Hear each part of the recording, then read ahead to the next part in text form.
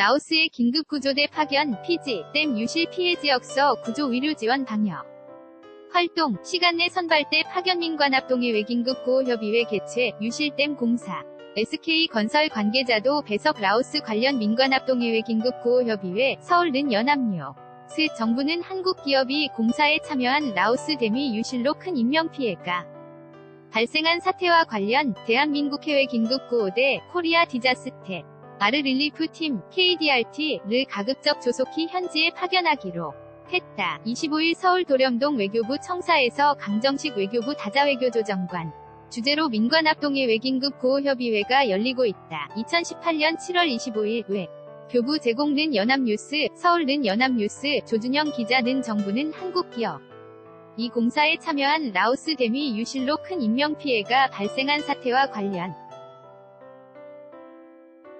대한민국해외 긴급구호대 코리아 디제스터 릴리프 팀 KDRT를 가급적 조속히 현지에 파견하기로 했다고 25일 밝혔다. 외교부에 따르면 정부는 이날 강정식 외교부 다자외교조정관 주재로 민관 합동해외 긴급구호협의회를 개최해 이 같은 방침을 정했다. 긴급구호대는 생존, 자구조, 위류지원, 방역활동 등 수행을 위한 구조팀과 위류팀으로 구성된 이와 함께 현지 상황 및 본대 파견에 필요한 사항 등을 협의하기 위해 향후 24시간 내 외교부 한국국제협력단 KOICA, 소방청 국립중앙회 묘원 등으로 짜인 선발대를 파견할 예정이며 구호대 파견 시기 등 구체적 내용은 라오스 정부와 협의해 결정할 계획이라고 외교부는 소개했다. 이날 회의에서는 피해 지역 주민 지원을 위한 의약품 구조물자 및 긴급구호금 제공에 대해서도 논의가 이뤄졌으며 구체적인 지원 내역 및 전달 방식 등 라오스 측 입장 등을 고려해 추후 결정하기로 했다. 회의에는 국방부,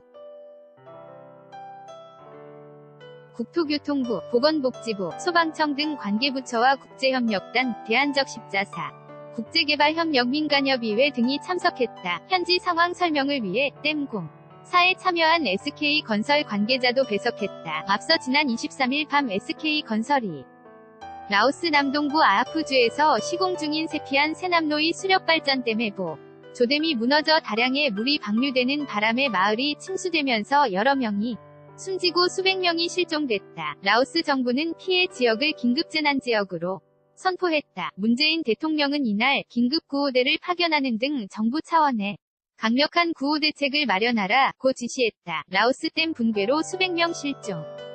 라오스 정부 긴급재난구역 선포. 아타프 라오스 신화는 연합뉴스 23일 오후 8시께 현지 시간 라오스 남동부 아타프주에서 SK건설이 건설 중인 세피안 세남로이 수력발전댐 보조댐이 무너져 50억 위 물이 6개 마을에 한꺼번에 쏟아졌다. 이로 인해 24일 현재 수백 명의 실종, 사망자와 함께 1,300가구, 약 6,600명이 이재민이 발생했으며 라오스 정부는 급재난구역을 선포했다. 사진은 이날 붕괴한 보조댐 아래 인근 마을이 물에 잠긴 모습. JHCHO-YNA.co.kr